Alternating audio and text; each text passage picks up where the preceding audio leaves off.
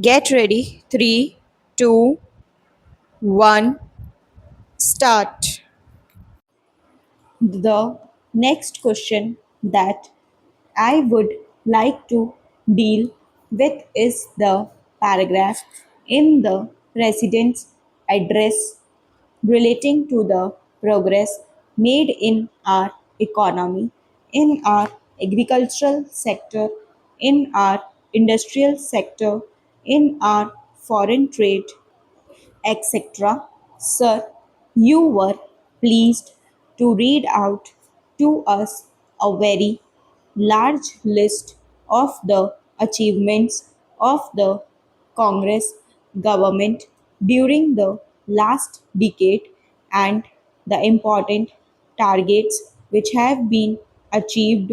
during the last 10 years of our planned economy. You also mentioned the question of increase in food production, increase in the production of agricultural commodities, etc. Fortunately, sir, here we have in our midst the ex-deputy chairman of the Planning Commission, Shri B.T. Krishnamachari, who has addressed a number of meetings and seminars in New Delhi recently, drawing our attention to the weakness in our agricultural sector. If the press reports are correct, in one seminar he mentioned that even if all the targets of the third 5 year plan are achieved, still at the end of the third 5 year plan period, we may be facing a serious situation regarding the supply of agricultural commodities. He has also expressed the hope that we will be able to exceed the targets which have been fixed for the third 5 year plan. I do not know whether his expectation of exceeding the targets will be fulfilled or not, but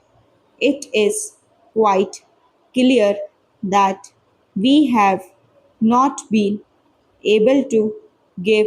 sufficient attention to the development of the agricultural sector. It has also been stated that development of the agricultural sector is one of the most difficult tasks which have been found difficult both by democratic countries as well as by countries in which total planning is going on. It is all the more reason, therefore, that we should pay more attention to the agricultural sector so that it may be possible for us to meet our requirements as and when they arise, and the situation which he has foreseen at the end of the third 5 year plan may not materialize. It is no use merely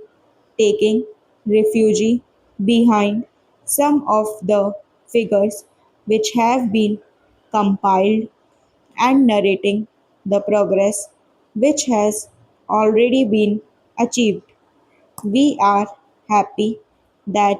some progress has been achieved, but we are anxious that more progress should be there, and for that purpose. Also, certain definite steps will be taken. Para. In this connection, I am also happy to hear what the Defense Minister said yesterday in one of his public meetings, namely that the government of India is contemplating to create a setup in our villages wherein our panchayats will be functioning more or less on the lines of parliament. Unfortunately, he did not elaborate that point further, and the press has not thrown any more light on what that exactly means. But if it means that the panchayats will be